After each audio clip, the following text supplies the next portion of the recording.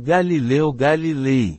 Galileu di Vincenzo Bonalti di Galilei, mais conhecido como Galileu Galilei, nascido em Pisa, em 15 de fevereiro de 1564, e falecido em Florença, no dia 8 de janeiro de 1642, foi um astrônomo, físico e engenheiro florentino, às vezes descrito como polímata.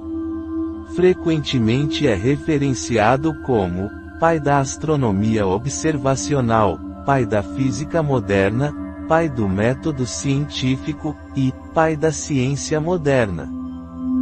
Galileu estudou o princípio da relatividade e fenômenos como a rapidez e a velocidade, a gravidade e a queda livre, a inércia e o movimento de projéteis, mas também trabalhou em ciência e tecnologia aplicadas. Nesse âmbito, ele descreveu as propriedades de pêndulos e balanços hidrostáticos, inventou o termoscópio e várias bússolas militares, e usou o telescópio para observações científicas de objetos celestes. Suas contribuições à astronomia observacional incluem a confirmação visual das fases de Vênus, a observação dos 4 maiores satélites de Júpiter, a observação dos anéis de Saturno e a análise das manchas solares. Galileu defendeu os controversos heliocentrismo e copernicanismo, quando a maioria adotava modelos geocêntricos, como o sistema ticônico, combinação dos sistemas copernicano e ptolemaico. Ele teve a oposição de astrônomos, que duvidavam do heliocentrismo por conta da ausência da observação de uma paralaxe estelar. O assunto foi então investigado em 1615 pela Igreja através da Inquisição Romana, que concluiu que o tema era tolo e absurdo em filosofia e formalmente herético, pois contradiz explicitamente em muitos lugares o sentido da Sagrada Escritura. Mais tarde, Galileu defendeu suas opiniões no Diálogo sobre os 2 principais sistemas mundiais, 1632, que parecia atacar o Papa Urbano VIII e, assim, alienou-o dos jesuítas, que até então o haviam apoiado.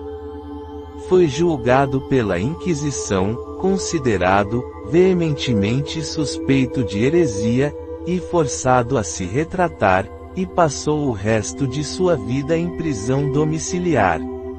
Enquanto estava preso, escreveu a obra Duas Novas Ciências, na qual resumiu o trabalho feito, cerca de 40 anos antes, nas 2 ciências atualmente designadas cinemática e força dos materiais. Início da vida e família. Galileu nasceu em Pisa, então parte do Ducado de Florença, na Península Itálica, em 15 de fevereiro de 1564, como o primeiro dos 6 filhos de Vincenzo Galilei, um lutenista, compositor e teórico musical, e Giulia Neamanati, que se haviam casado em 1562. Galileu tornou-se um lutenista talentoso e, desde cedo, teria aprendido com o pai um ceticismo em relação às autoridades estabelecidas. Quando Galileu Galilei tinha 8 anos, sua família se mudou para Florença, mas ele ficou com um tutor, Jacopo Borghini, por 2 anos. Ele foi educado de 1575 a 1578 na abadia de Vallombrosa, a cerca de 30 quilômetros ao sudeste de Florença. Nome: Galileu costumava referir-se a si mesmo apenas pelo seu primeiro nome. Na época, os sobrenomes eram opcionais na Itália, e seu nome próprio tinha a mesma origem que seu nome de família, Galilei. Esse seu sobrenome deriva, em última análise, de um ancestral, Galileu Bonaiuti, um importante médico, professor e político em Florença no século XV. Galileu Bonaiuti foi enterrado na Basílica de Santa Cruz, em Florença, a mesma igreja onde, cerca de 200 anos mais tarde, seu descendente mais famoso, Galileu Galilei, também foi enterrado. Quando referia-se a si mesmo com mais de um nome, por vezes o fazia com o nome Galileu Galilei Linceu, uma referência à Academia de Lincei, uma organização pró-ciência de elite na Itália, da qual era membro. Era comum às famílias da Toscana de meados do século XVI nomearem o filho mais velho com o sobrenome dos pais. Portanto, Galileu Galilei não recebeu necessariamente o nome de seu ancestral Galileu Bonaiuti.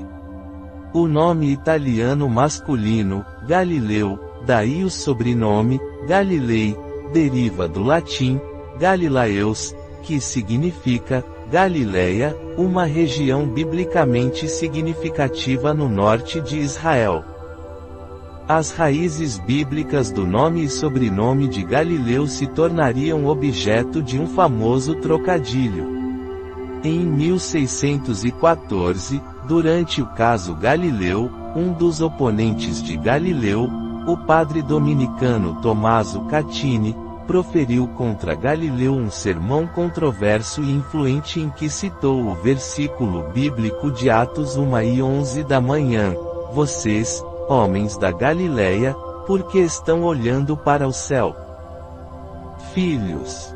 Apesar de ter sido um devoto católico romano, Galileu foi pai de 3 filhos fora do casamento, com Marina Gamba. Eles tiveram 2 filhas, Virgínia, nascida em 1600, e Lívia, nascida em 1601, e um filho, Vincenzo, nascido em 1606. Por causa de seu nascimento ilegítimo, o pai considerou que as meninas jamais conseguiriam se casar, e que potencialmente elas seriam pivô de problemas, na forma da necessidade de apoio financeiro contínuo ou de dotes proibitivamente caros, semelhantemente aos extensos problemas financeiros que Galileu experimentou com 2 de suas irmãs. Logo, sua única alternativa viável era a vida religiosa. As 2 meninas foram aceitas pelo convento de San Mateo, em Arcetri, e permaneceram lá pelo resto de suas vidas. Virgínia recebeu o nome de Maria Celeste ao entrar no convento. Ela morreu em 2 de abril de 1634 e está enterrada com Galileu na Basílica de Santa Cruz. Lívia adotou o nome de Arcangela e viveu doente a maior parte de sua vida.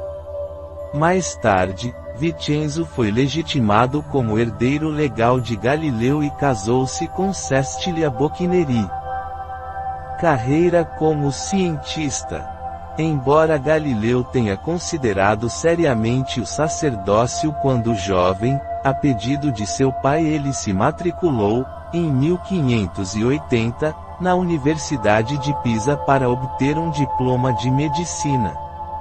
Em 1581, quando estava estudando medicina, ele notou um candelabro oscilante, que, empurrado por correntes de ar, balançava em arcos ora maiores, ora menores.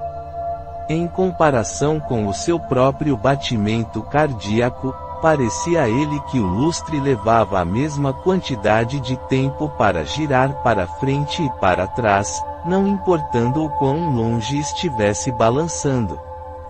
Quando voltou para casa, montou 2 pêndulos de igual comprimento e balançou um com uma grande amplitude e o outro com um pequeno alcance e descobriu que eles oscilavam em sincronia. Não foi até o trabalho de Christian Huygens, quase 100 anos depois, que a natureza tautocrônica de um pêndulo oscilante foi usada para criar um relógio preciso. Até esse ponto, Galileu havia sido deliberadamente mantido longe da matemática, pois um médico tinha uma renda mais alta que um matemático.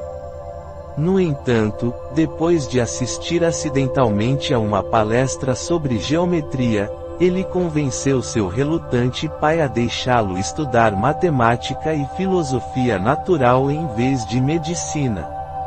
Ele criou um termoscópio, um precursor do termômetro, e, em 1586, publicou um pequeno livro sobre o projeto de uma balança hidrostática que ele havia inventado, o que o levou à atenção do mundo acadêmico. Galileu também estudou disségno, um termo que englobava belas artes e, em 1588, obteve o cargo de instrutor na Academia delle Arti del Disegno, em Florença, ensinando perspectiva e chiaroscuro.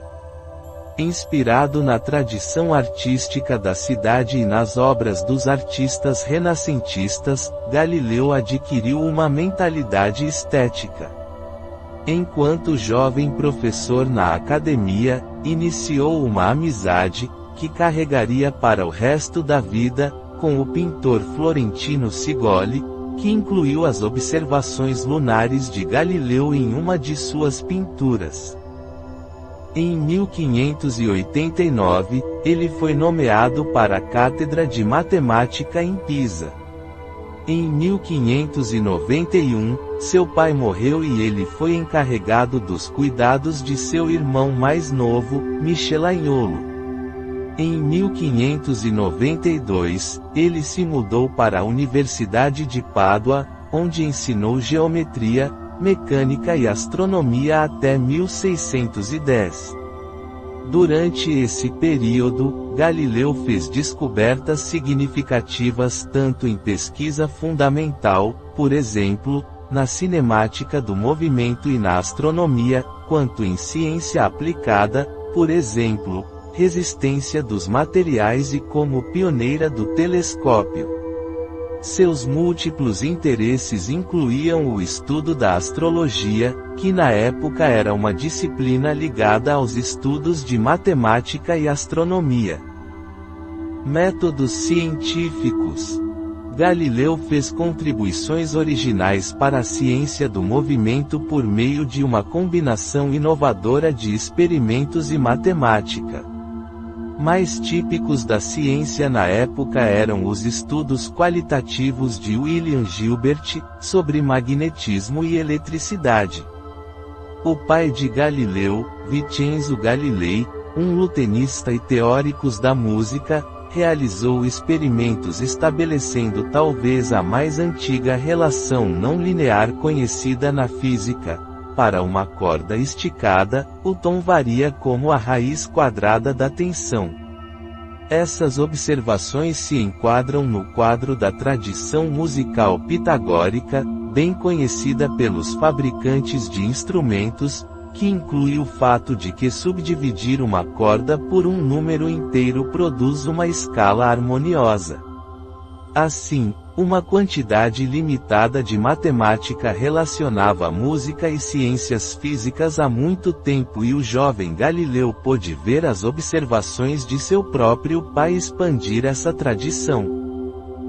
Galileu foi um dos primeiros pensadores modernos a afirmar claramente que as leis da natureza são matemáticas.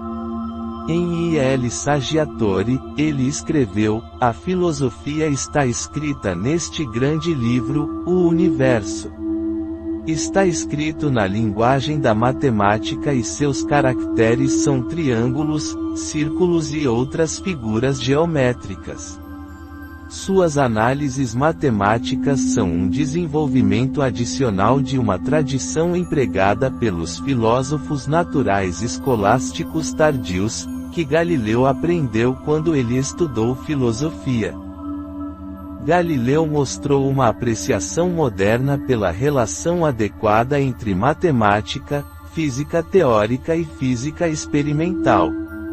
Ele entendeu a parábola, tanto em termos de seções cônicas quanto em termos das ordenadas y, variando como o quadrado da ABC Issa, x.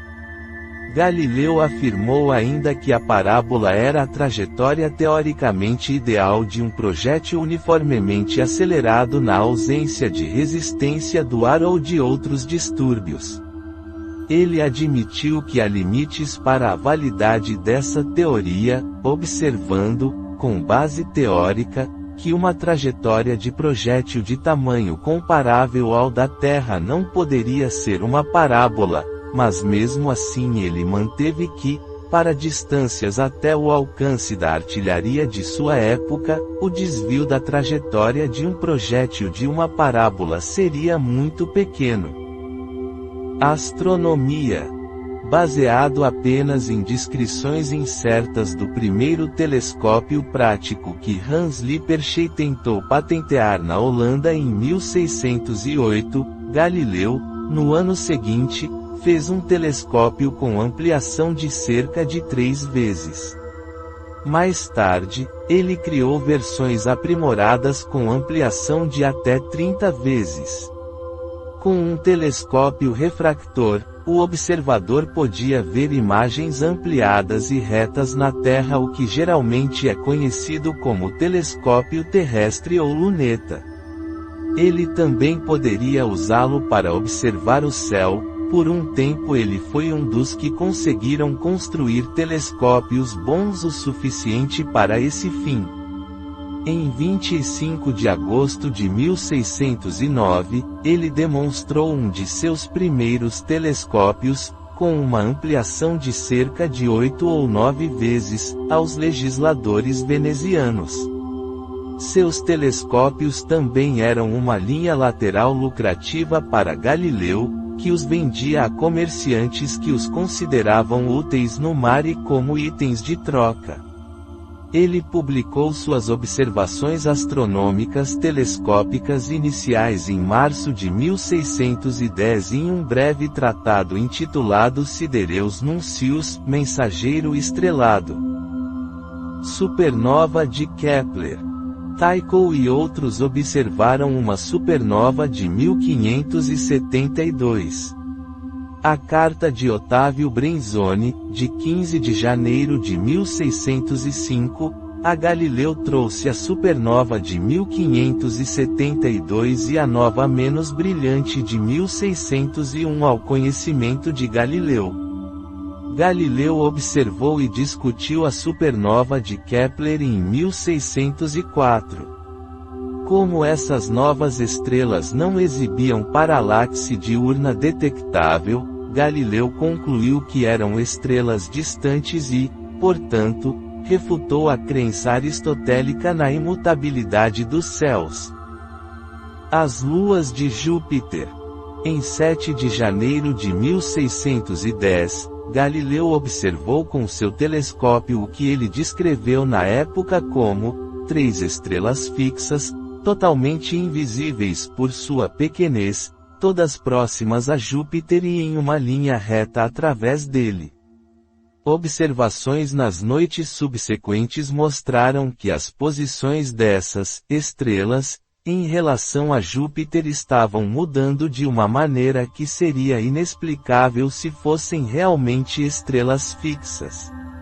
Em 10 de janeiro, Galileu observou que uma delas havia desaparecido, uma observação que ele atribuiu ao fato de estar escondida atrás de Júpiter. Dentro de alguns dias, ele concluiu que elas estavam orbitando Júpiter. Ele havia descoberto 3 das 4 maiores luas de Júpiter. Ele descobriu a 4ª lua em 13 de janeiro. Galileu nomeou o grupo das 4 estrelas mediceanas, em homenagem a seu futuro patrono, Cosme I de Médici, Grão-Duque da Toscana, e os 3 irmãos de Cosimo. Mais tarde, os astrônomos os renomearam como satélites galileus em homenagem a seu descobridor.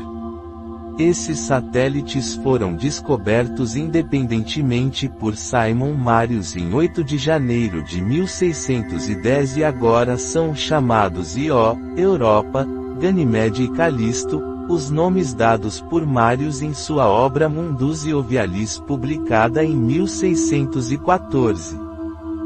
As observações de Galileu sobre os satélites de Júpiter causaram uma revolução na astronomia. Um planeta com planetas menores em órbita não estava em conformidade com os princípios da cosmologia aristotélica, que sustentava que todos os corpos celestes deveriam circular a Terra, e muitos astrônomos e filósofos inicialmente se recusaram a acreditar que Galileu poderia ter descoberto uma coisa dessas. Suas observações foram confirmadas pelo Observatório de Cristóvão Clavio e ele recebeu boas-vindas de um herói quando visitou Roma em 1611. Galileu continuou a observar os satélites nos 18 meses seguintes e em meados de 1611, ele havia obtido estimativas extraordinariamente precisas para seus períodos, um feito que Kepler julgara impossível. Vênus, Saturno e Netuno. Desde setembro de 1610, Galileu observou que Vênus exibia um conjunto completo de fases semelhantes às da Lua. O modelo heliocêntrico do Sistema Solar desenvolvido por Nicolaus Copérnicus previa que todas as fases seriam visíveis, uma vez que a órbita de Vênus ao redor do Sol faria com que seu hemisfério iluminado ficasse de frente para a Terra quando estava no lado oposto do Sol e se afastasse da Terra quando estava no lado terrestre do Sol. Por outro lado, no modelo geocêntrico de Ptolomeu, era impossível para qualquer das órbitas dos planetas cruzar a concha esférica que carregava o Sol. Tradicionalmente, a órbita de Vênus era colocada inteiramente no lado mais próximo do Sol, onde só podia exibir fases crescentes e novas. No entanto, também era possível colocá-lo inteiramente no lado mais distante do Sol, onde ele exibia apenas fases gibosas e cheias. Após as observações telescópicas de Galileu das fases crescente, gibosa e cheia de Vênus, o modelo ptolomaico tornou-se insustentável. Assim, no início do século XVII, como resultado de sua descoberta, a grande maioria dos astrônomos se converteu em um dos vários modelos planetários geo-heliocêntricos, como o modelo capelano. Galileu observou o planeta Saturno e, a princípio, confundiu seus anéis com planetas, pensando que era um sistema de 3 corpos. Quando ele observou o planeta mais tarde, os anéis de Saturno estavam diretamente orientados na Terra, fazendo-o pensar que 2 dos corpos haviam desaparecido. Os anéis reapareceram quando ele observou o planeta em 1616, confundindo-o ainda mais. Galileu também observou o planeta Netuno em 1612. Ele aparece em seus cadernos como uma das muitas estrelas escuras não observáveis. Ele não percebeu que era um planeta, mas notou seu movimento em relação às estrelas antes de perdê-lo de vista. Manchas solares. Galileu fez estudos a olho nu e telescópicos de manchas solares. Sua existência levantou outra dificuldade com a perfeição imutável dos céus, como postulado na física celestial aristotélica ortodoxa. Uma aparente variação anual em suas trajetórias, observada por Francesco Cisi e outros em 1612 a 1613, também forneceu um argumento poderoso contra o sistema ptolemaico e o sistema geo-heliocêntrico de Tycho Brahe. Lua. Em 30 de novembro de 1609, Galileu apontou seu telescópio para a Lua. Apesar de não ser a primeira pessoa a observar a Lua através de um telescópio, o matemático inglês Thomas Heriot já havia feito isso 4 meses antes, mas apenas viu uma mancha estranha Galileu foi o primeiro a deduzir a causa da desigual como a oclusão de luz das montanhas e crateras lunares. Em seu estudo, ele também fez gráficos topográficos, estimando as alturas das montanhas. A Lua não era uma esfera translúcida e perfeita como se acreditava e como afirmava Aristóteles, e dificilmente era o primeiro planeta, uma pérola eterna que ascenderia magnificamente ao Império Celestial, como proposto por Dante. Às vezes, Galileu é creditado com a descoberta da libração lunar na latitude em 1632, embora Thomas Heriot ou William Gilbert possam ter feito isso antes. Via Láctea e estrelas. Galileu observou a Via Láctea, que antes se acreditava ser uma nebulosa, e descobriu que era uma multidão de estrelas tão densas que pareciam nuvens quando vistas a partir da Terra. Ele localizou muitas outras estrelas muito distantes para serem visíveis a olho nu e observou a estrela dupla Mizar na Ursa Maior em 1617. No Mensageiro Estrelado, Galileu relatou que as estrelas apareciam como meras labaredas de luz, essencialmente inalteradas na aparência pelo telescópio, e as comparavam aos planetas, que o telescópio revelou ser discos. Porém, pouco depois, em cartas sobre manchas solares, ele relatou que o telescópio revelou que as formas das estrelas e dos planetas eram bastante redondas. Desse ponto em diante, ele continuou relatando que os telescópios mostravam a redondeza das estrelas e que as estrelas vistas através do telescópio mediam alguns segundos de arco de diâmetro. Ele também criou um método para medir o tamanho aparente de uma estrela sem um telescópio. Conforme descrito em seu diálogo sobre os dois principais sistemas mundiais, seu método era pendurar uma corda fina em sua linha de visão da estrela e medir a distância máxima a partir da qual a estrela seria totalmente obscurecida. A partir de suas medições dessa distância e da largura da corda, ele conseguiu calcular o ângulo subtendido pela estrela em seu ponto de observação.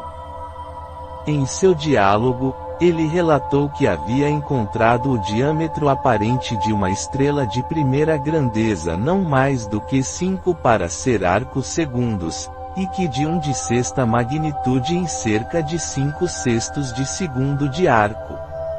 Como a maioria dos astrônomos de sua época, Galileu não reconheceu que os tamanhos aparentes de estrelas que ele mediu eram espúrios, causados por difração e distorção atmosférica, e não representavam os verdadeiros tamanhos de estrelas.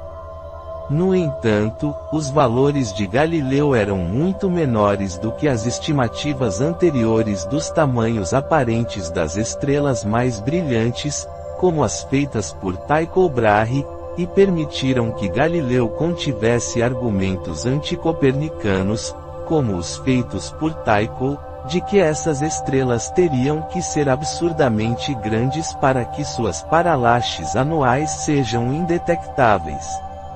Outros astrônomos como Simon Marius, Giovanni Battista Riccioli e Martinus Hortensius fizeram medições semelhantes de estrelas, e Marius e Riccioli concluíram que os tamanhos menores não eram pequenos o suficiente para responder ao argumento de Tycho.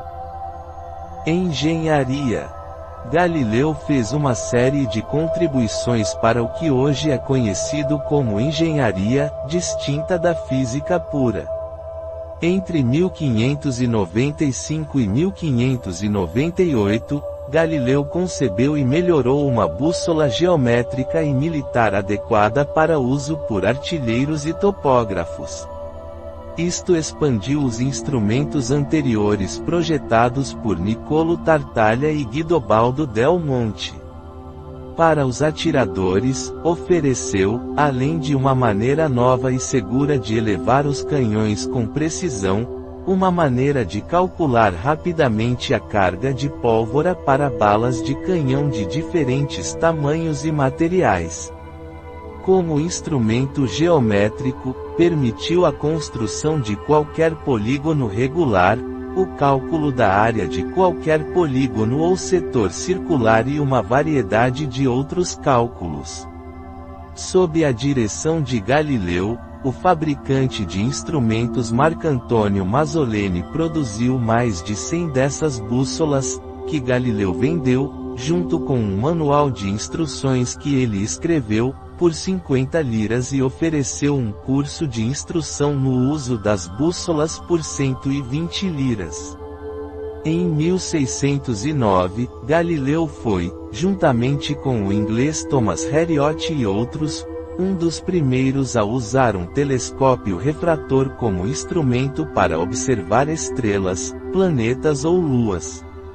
O nome, telescópio, foi cunhado para o instrumento de Galileu por um matemático grego, Giovanni de Misiani, em um banquete realizado em 1611 pelo príncipe Federico Cesi para fazer de Galileu um membro de sua Academia dei Lincei.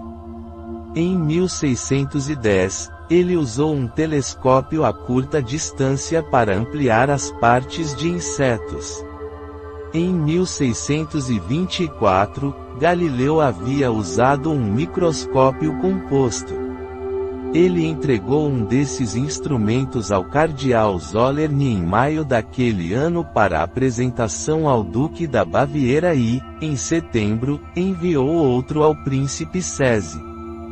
Os linceanos desempenharam novamente um papel ao nomear o microscópio, um ano depois, quando o colega Giovanni Faber cunhou a palavra para a invenção de Galileu a partir das palavras gregas micron, que significa pequeno, e escopen, olhar para. A palavra deveria ser análoga a telescópio.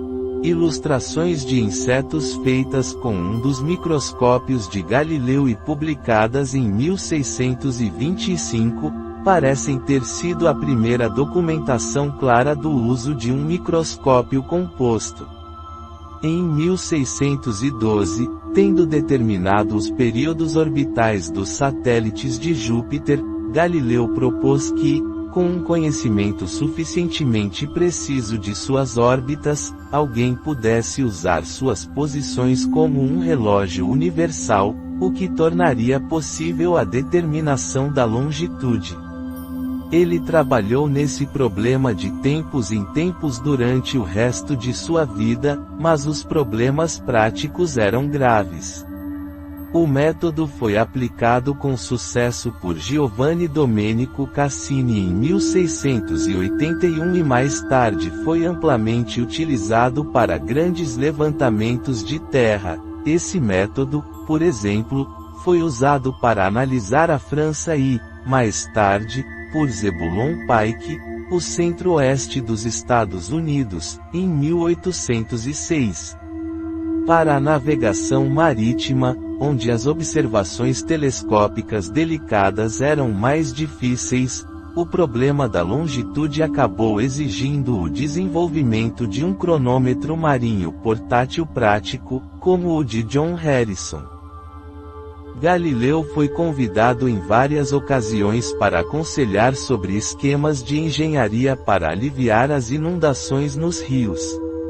Em 1630, Mário Guiducci provavelmente foi fundamental para garantir que ele fosse consultado por Bartolotti sobre um plano para cortar um novo canal para o rio Bisenzio, perto de Florença. Física.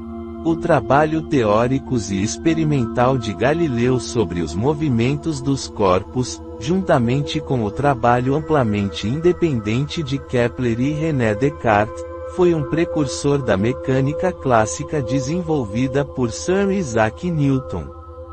Galileu conduziu várias experiências com pêndulos.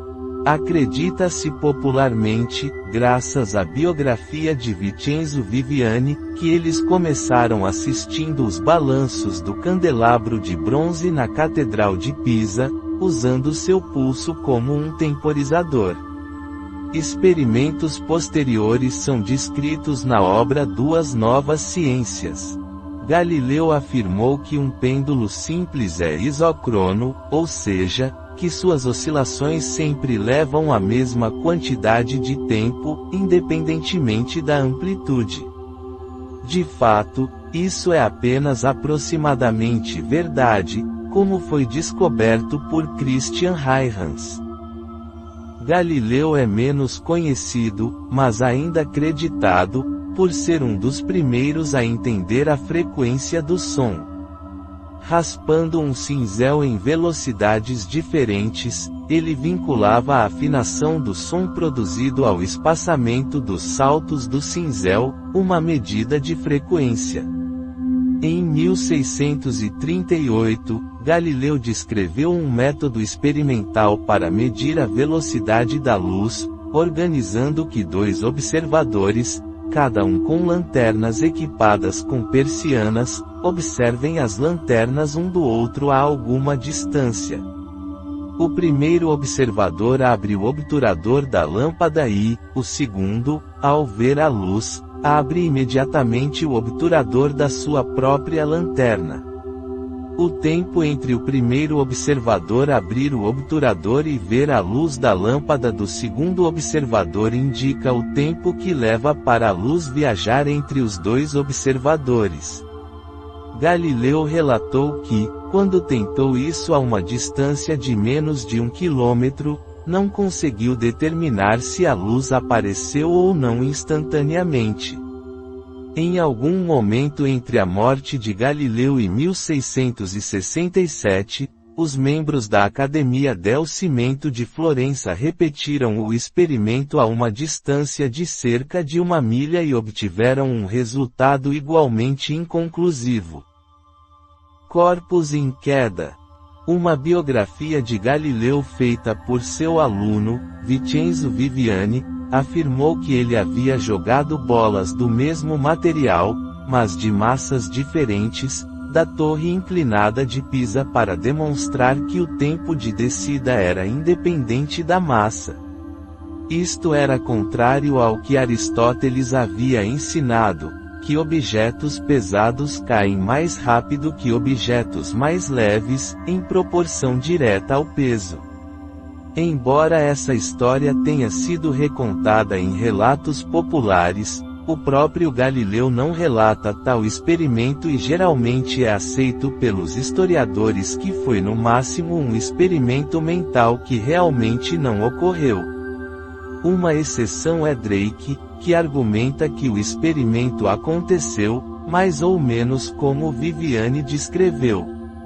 O experimento descrito foi realmente realizado por Simon Stevin, vulgarmente conhecido como Stevinus, e Jean Cornettes de Groot, embora o edifício usado tenha sido a torre da igreja em Delft em 1586. No entanto, a maioria de seus experimentos com corpos em queda foram realizados usando planos inclinados, onde as questões de tempo e resistência do ar eram muito reduzidas.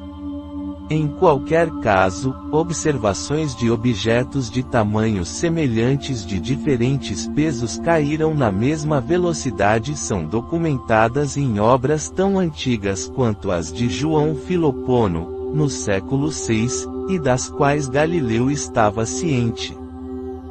Duração: 48 segundos. Durante a missão Apollo 15 em 1971, o astronauta David Scott mostrou que Galileu estava certo, a aceleração é a mesma para todos os corpos sujeitos à gravidade na Lua, mesmo que seja um martelo e uma pena.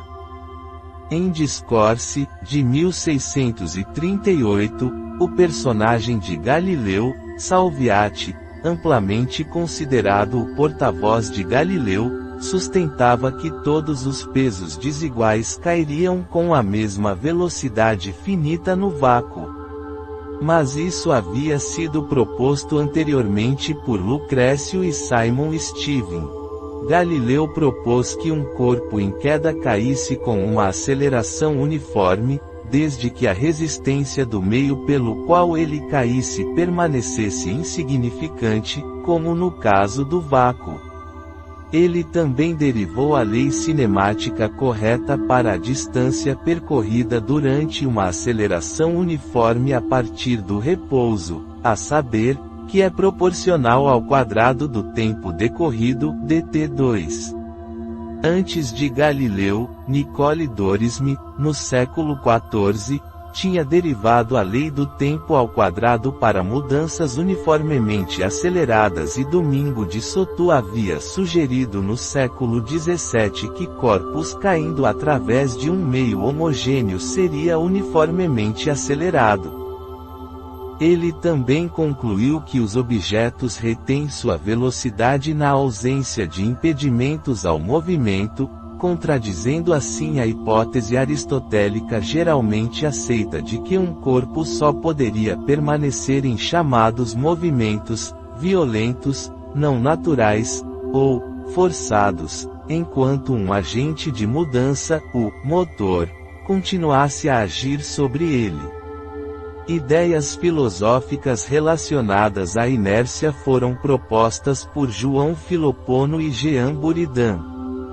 Galileu afirmou: imagine qualquer partícula projetada ao longo de um plano horizontal sem atrito, então sabemos, pelo que foi explicado mais detalhadamente nas páginas anteriores, que essa partícula se moverá ao longo do mesmo plano com um movimento uniforme e perpétuo, desde que o plano não tenha limites.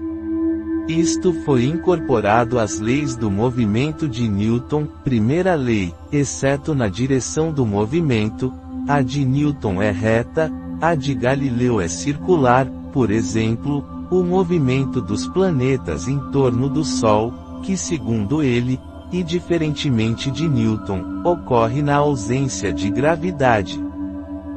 Teoria das marés.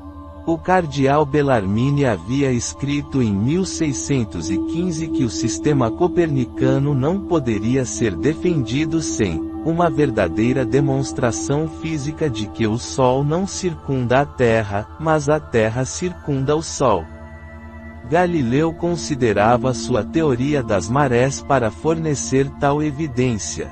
Essa teoria era tão importante para ele que, originalmente, ele pretendia chamar seu diálogo nos dois principais sistemas mundiais de diálogo no maré e no mar. Para Galileu, as marés eram causadas pelo deslizamento da água nos mares, quando um ponto na superfície da Terra acelerava e desacelerava devido à rotação da Terra em seu eixo e à revolução em torno do Sol. Ele circulou seu primeiro relato das marés em 1616, dirigido ao cardeal Orsini. Se essa teoria estivesse correta, haveria apenas uma maré alta por dia. Galileu e seus contemporâneos estavam cientes dessa inadequação, porque há duas marés altas diárias em Veneza, em vez de uma, com cerca de 12 horas de diferença. Galileu descartou essa anomalia como resultado de várias causas secundárias, incluindo a forma do mar, sua profundidade e outros fatores. Albert Einstein mais tarde expressou a opinião de que Galileu desenvolveu seus argumentos fascinantes, e os aceitou acriticamente por um desejo de prova física do movimento da Terra. Galileu também rejeitou a ideia, conhecida desde a antiguidade e por seu contemporâneo Johannes Kepler, de que a Lua causava a maré. Galileu também teve nenhum interesse nas órbitas elípticas dos planetas propostas por Kepler. Controvérsia sobre cometas e Il Saggiatore. Em 1619, Galileu se envolveu em uma controvérsia com o padre Orazio Grassi, professor de matemática no Colégio Romano. Começou como uma disputa sobre a natureza dos cometas, mas quando Galileu publicou Il Saggiatore, em 1623, havia se tornado uma controvérsia muito mais ampla sobre a própria natureza da ciência. A página frontal do livro descreve Galileu como filósofo e matemático primário do Grão-Duque da Toscana. Como Il Saggiatore contém uma riqueza de ideias de Galileu sobre como a ciência deve ser praticada, foi referido como seu manifesto científico. No início de 1619, o padre Grassi publicou anonimamente um panfleto, uma disputa astronômica sobre os 3 cometas do ano de 1618, que discutia a natureza de um cometa que apareceu no final de novembro do ano anterior. Grassi concluiu que o cometa era um corpo ígneo que se movia ao longo de um segmento de um grande círculo a uma distância constante da Terra. Os argumentos e conclusões de Grassi foram criticados em um artigo subsequente, Discurso sobre os Cometas, publicado sob o nome de um dos discípulos de Galileu, um advogado florentino chamado Mário Guiducci, embora tenha sido amplamente escrito pelo próprio Galileu.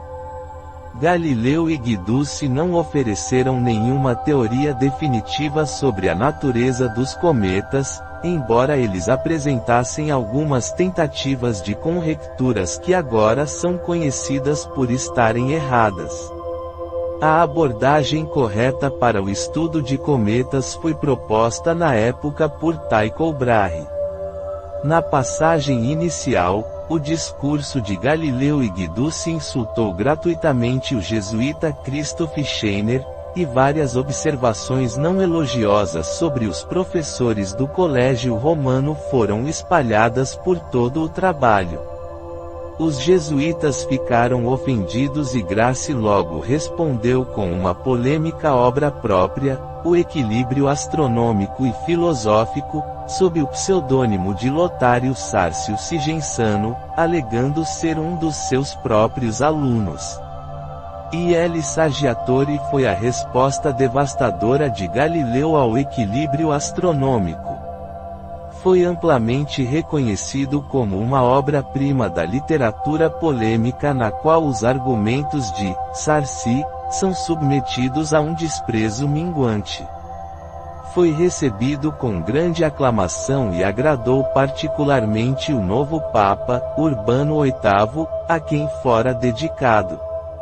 Em Roma, na década anterior, Barberini, o futuro Urbano VII, havia ficado ao lado de Galileu e da Academia Linceana. A disputa de Galileu com Grassi alienou permanentemente muitos dos jesuítas que antes eram solidários com suas ideias, e Galileu e seus amigos estavam convencidos de que esses jesuítas foram os responsáveis por provocar sua condenação posterior. No entanto, a evidência para isso é, na melhor das hipóteses, ambígua. Controvérsia sobre o heliocentrismo. Em todo o mundo anterior ao conflito de Galileu com a Igreja, a maioria das pessoas instruídas subscrevia a visão geocêntrica aristotélica de que a Terra era o centro do universo e que todos os corpos celestes giravam em torno da Terra ou do sistema ticônico, que misturava geocentrismo com heliocentrismo. A oposição ao heliocentrismo e os escritos de Galileu combinaram objeções científicas e religiosas. A oposição científica veio de Tycho Brahe e de outros e surgiu do fato de que, se o heliocentrismo fosse verdade, um paralaxe estelar anual deveria ser observado, embora não existisse tal evidência na época.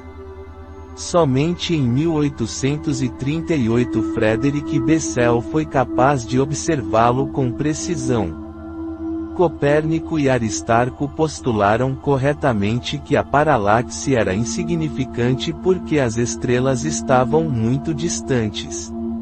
No entanto, Tycho respondeu que, como as estrelas pareciam ter um tamanho angular mensurável, se as estrelas estivessem tão distantes e seu tamanho aparente fosse devido ao seu tamanho físico, elas seriam muito maiores que o Sol.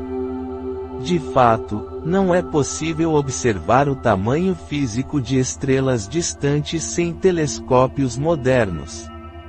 No sistema de Tycho, as estrelas eram um pouco mais distantes que Saturno e o Sol e as estrelas eram comparáveis em tamanho. A oposição religiosa ao heliocentrismo surgiu de referências bíblicas como o Salmo 93:1, 96:10 e 1 Crônicas 4:30 da tarde, que incluem texto afirmando: o mundo também está estabelecido. Não pode ser movido. Da mesma maneira, o Salmo 104:5 diz: Ele, o Senhor, lançou os fundamentos da terra, para que não se movesse para sempre. Além disso, Eclesiastes 1:5 declara: o sol também nasce, e o sol se põe, e corre para o seu lugar onde nasce, e Josué 10:14 da manhã afirma: Sol, fique parado em Gibeão. Galileu defendeu o heliocentrismo com base em suas observações astronômicas de 1609, Sidereus Nuncius 1610. Em dezembro de 1613, a Grã-Duquesa Cristina de Florença confrontou um dos amigos e seguidores de Galileu, Benedetto Castelli, com objeções bíblicas ao movimento da Terra. Segundo Maurice Finocchiaro, isto foi feito de maneira amigável e graciosa, por curiosidade. Induzido por esse incidente, Galileu escreveu uma carta a Castelli na qual argumentava que o heliocentrismo não era realmente contrário aos textos bíblicos e que a Bíblia era uma autoridade sobre fé e moral, não sobre ciência. Esta carta não foi publicada, mas circulou amplamente. 2 anos depois, Galileu escreveu uma carta para Cristina, que expandiu seus argumentos anteriormente feitos em 8 páginas para 40 páginas. Em 1615, os escritos de Galileu sobre heliocentrismo haviam sido submetidos à Inquisição Romana pelo padre Niccolo Lorini, que alegava que Galileu e seus seguidores estavam tentando reinterpretar a Bíblia, o que era visto como uma violação do Concílio de Trento e parecia perigosamente com o protestantismo. Lorini citou especificamente a carta de Galileu a Castelli. Galileu foi a Roma para defender a si mesmo e as suas ideias copernicanas e bíblicas. No início de 1616, o Monsenhor Francesco Ingoli iniciou um debate com Galileu, enviando-lhe um ensaio contestando o sistema copernicano.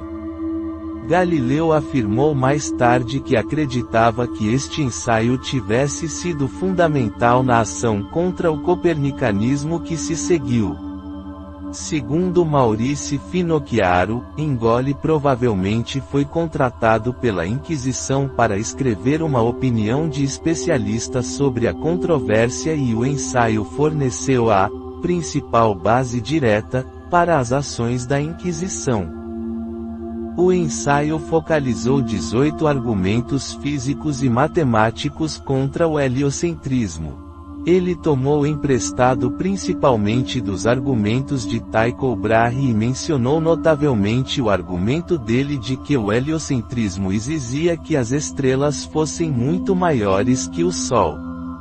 Ingoli escreveu que a grande distância para as estrelas na teoria heliocêntrica prova claramente que as estrelas fixas são desse tamanho, pois podem superar ou igualar o tamanho do círculo de órbita da própria Terra. O ensaio também incluiu 4 argumentos teológicos, mas Ingoli sugeriu que Galileu se concentrasse nos argumentos físicos e matemáticos, e ele não mencionou as ideias bíblicas de Galileu. Em fevereiro de 1616, uma comissão inquisitorial declarou o heliocentrismo tolo e absurdo em filosofia e formalmente herético, pois contradiz explicitamente em muitos termos o sentido da Sagrada Escritura. A Inquisição concluiu que a ideia do movimento da Terra recebe o mesmo julgamento em filosofia e, em relação à verdade teológica, é pelo menos errônea na fé.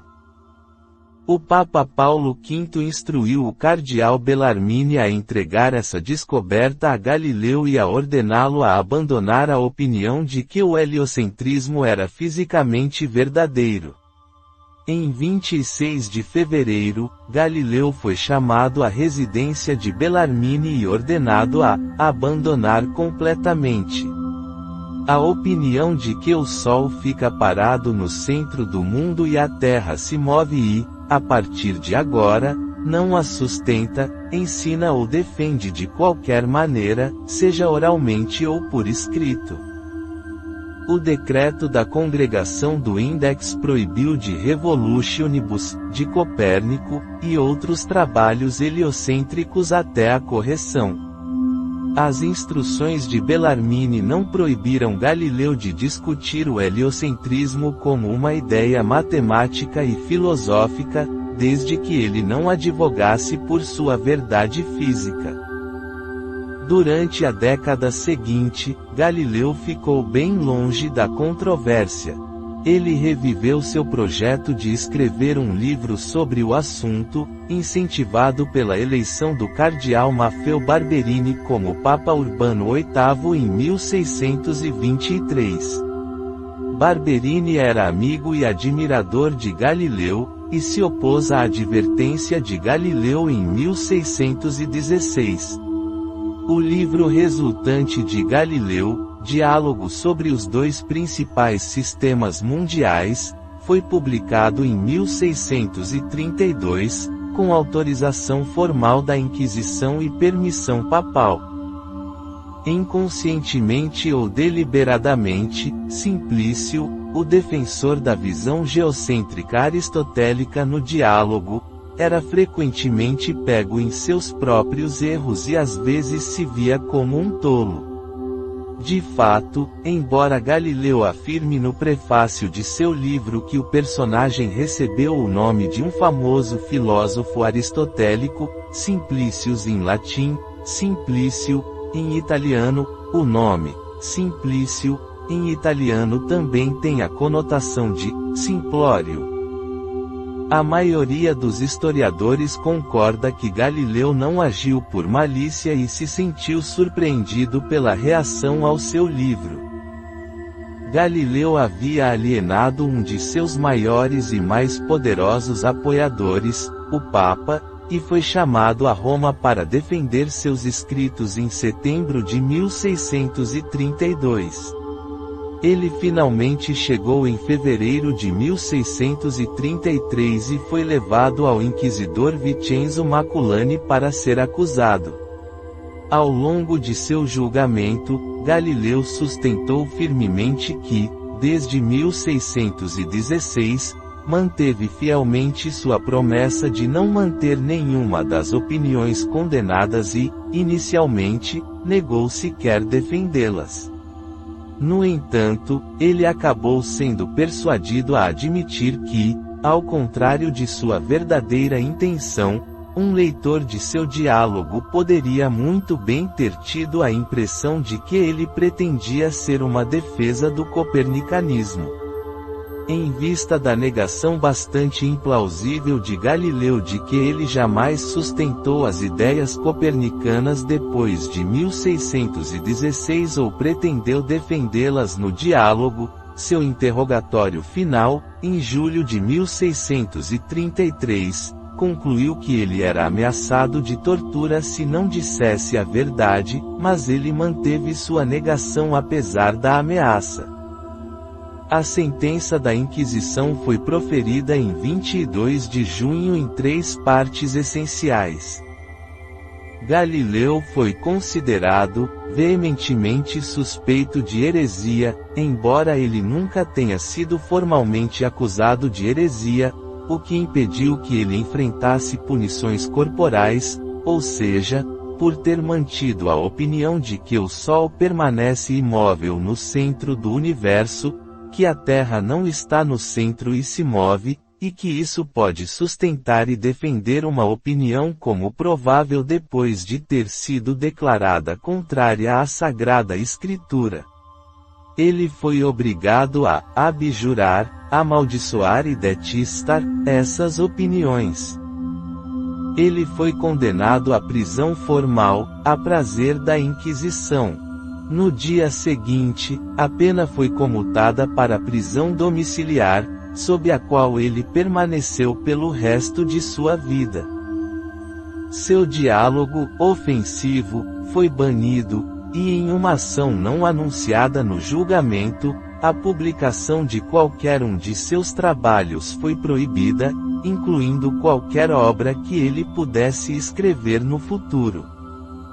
Segundo a lenda popular, depois de retratar sua teoria de que a Terra se movia ao redor do Sol, Galileu supostamente murmurou a frase rebelde, e ainda assim se move. Uma pintura de 1640 do pintor espanhol Bartolomé Esteban Murillo ou um artista de sua escola, na qual as palavras foram ocultas até a restauração em 1911, retrata um Galileu encarcerado, aparentemente contemplando as palavras, e por cima ouve, escritas na parede de sua masmorra. O relato escrito mais antigo conhecido da lenda data de um século após sua morte, mas Stillman Drake escreve, não há dúvida agora que as famosas palavras já eram atribuídas a Galileu antes de sua morte. Depois de um período com o amigável Ascânio Piccolomini, o arcebispo de Siena, Galileu foi autorizado a voltar para sua casa em Arcetri, perto de Florença, em 1634, onde passou parte de sua vida em prisão domiciliar. Galileu recebeu ordem de ler os 7 salmos penitenciais uma vez por semana pelos 3 anos seguintes. No entanto, sua filha Maria Celeste o aliviou do fardo depois de obter permissão eclesiástica para assumir o cumprimento da ordem. Foi enquanto Galileu estava em prisão domiciliar que dedicou seu tempo a uma de suas melhores obras, Duas Novas Ciências. Aqui, ele resumiu o trabalho que havia feito cerca de 40 anos antes, nas duas ciências agora denominadas cinemática e força dos materiais, publicadas nos Países Baixos para evitar os censores. Este livro recebeu muitos elogios de Albert Einstein. Como resultado deste trabalho, Galileu é frequentemente chamado de pai da física moderna. Ele ficou completamente cego em 1638 e sofria de uma hérnia e insônia dolorosas, por isso foi autorizado a viajar para Florença para aconselhamento médico. Dava Sobel argumenta que antes do julgamento de Galileu em 1633, o Papa Urbano VIII havia se preocupado com as intrigas da corte e os problemas de Estado, e começou a temer perseguição ou ameaças à própria vida. Nesse contexto, Sobel argumenta que o problema de Galileu foi apresentado ao Papa por membros da corte e inimigos de Galileu. Tendo sido acusado de fraqueza na defesa da Igreja, Urbano reagiu contra Galileu por raiva e medo. Morte.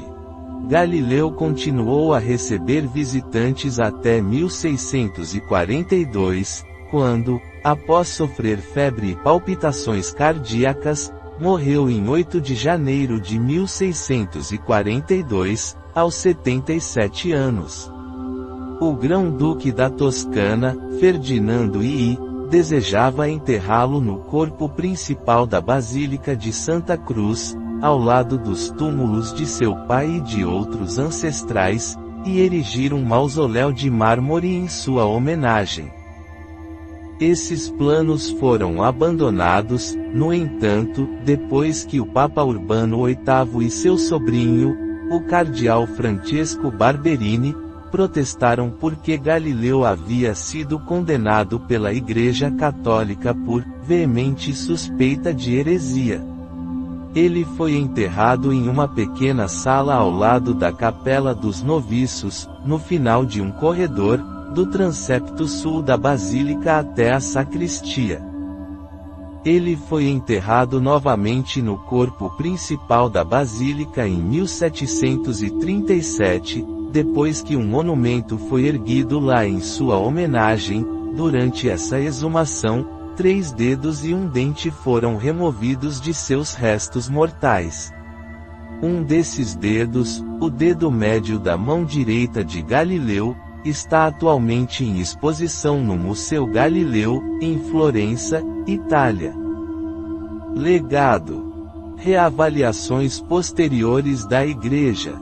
O caso Galileu foi amplamente esquecido após a morte dele e a controvérsia se acalmou. A proibição da Inquisição de reimprimir as obras de Galileu foi levantada em 1718, quando foi concedida permissão para publicar uma edição de suas obras, excluindo o condenado Diálogo, em Florença.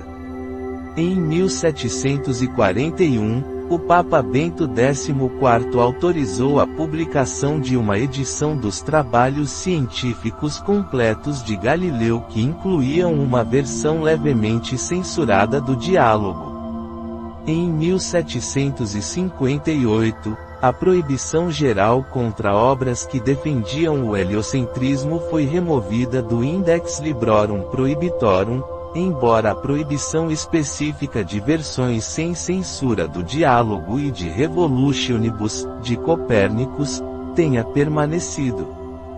Todos os vestígios de oposição oficial ao heliocentrismo pela Igreja desapareceram em 1835, quando essas obras foram finalmente retiradas do Index. O interesse pelo caso Galileu foi revivido no início do século XIX, quando os polemistas protestantes o usaram, e outros eventos como a Inquisição Espanhola e o mito da Terra plana, para atacar o catolicismo romano. O interesse por ele aumentou e diminuiu desde então. Em 1939, o Papa Pio XII, em seu primeiro discurso na Pontifícia Academia das Ciências, poucos meses após sua eleição para o papado, descreveu Galileu como um dos heróis mais audaciosos da pesquisa. Sem medo dos obstáculos e os riscos a caminho, nem temeroso dos monumentos funerários. Seu conselheiro próximo de 40 anos, o professor Robert Leiber, escreveu: Pio XI teve muito cuidado para não fechar prematuramente nenhuma porta à ciência. Ele foi enérgico nesse ponto e lamentou isso no caso de Galileu.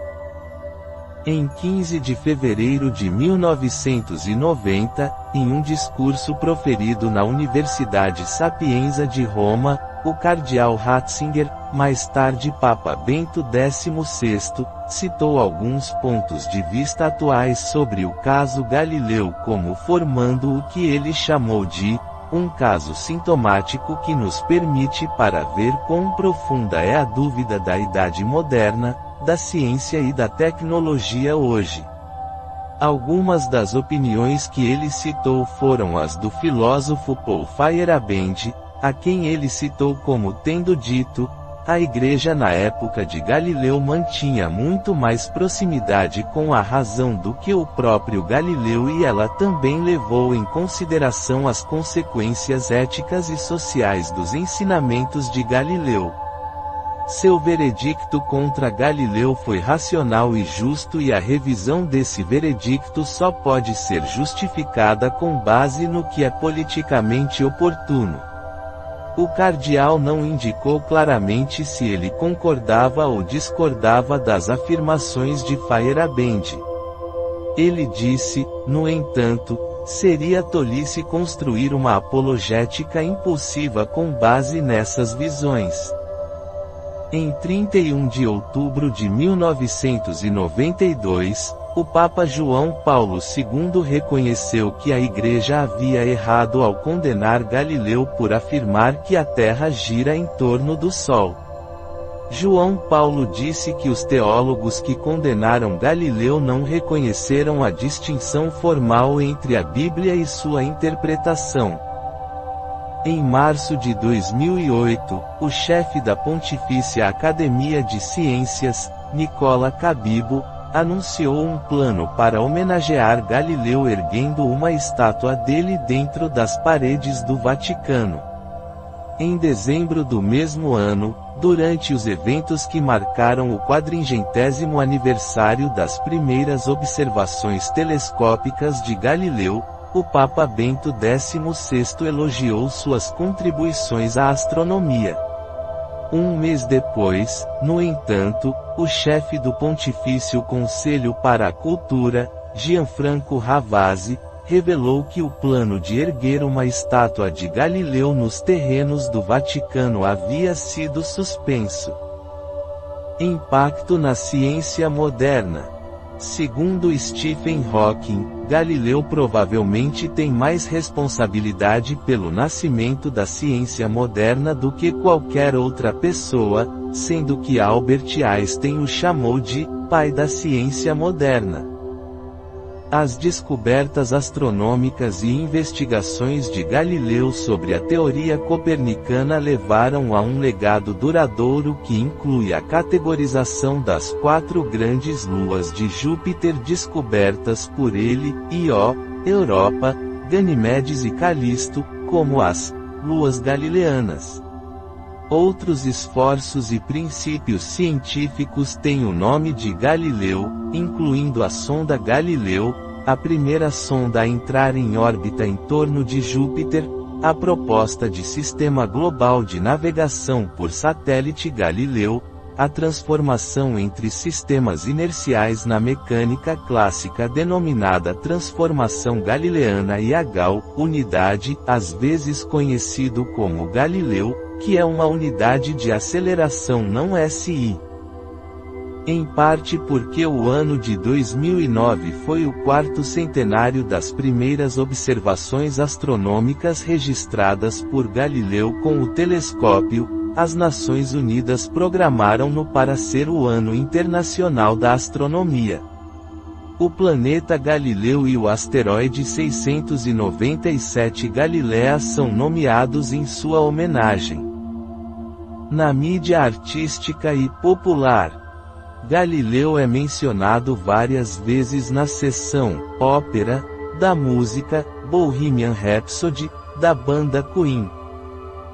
Várias peças do século XX foram escritas sobre a vida de Galileu, incluindo A Vida de Galileu, 1943, pelo dramaturgo alemão Bertolt Brecht, com uma adaptação cinematográfica, 1975, e Lamp at Midnight, 1947, por Barry Staves, assim como a peça de 2008, Galileu Galilei. Kim Stanley Robinson escreveu um romance de ficção científica intitulado Galileo's Dream, 2009, no qual Galileu é trazido ao futuro para ajudar a resolver uma crise da filosofia científica. A história se move para frente e para trás entre a época de Galileu e um futuro distante e hipotético e contém uma grande quantidade de informações biográficas. Escritos. Os primeiros trabalhos de Galileu que descrevem instrumentos científicos incluem o Tratado de 1586, intitulado La Bilancetta, que descreve uma balança precisa para pesar objetos no ar ou na água, e o Manual impresso de 1606, Le operazioni del compasso geometrico et militare, sobre a operação de um sistema geométrico e uma bússola militar. Os Sidereus Nuncios de Galileu, escrito em 1610, foi o primeiro tratado científico a ser publicado com base em observações feitas através de um telescópio. Ele relatou suas descobertas de as luas galileanas, a aspereza da superfície da Lua, a existência de um grande número de estrelas invisíveis a olho nu, principalmente as responsáveis pelo surgimento da Via Láctea.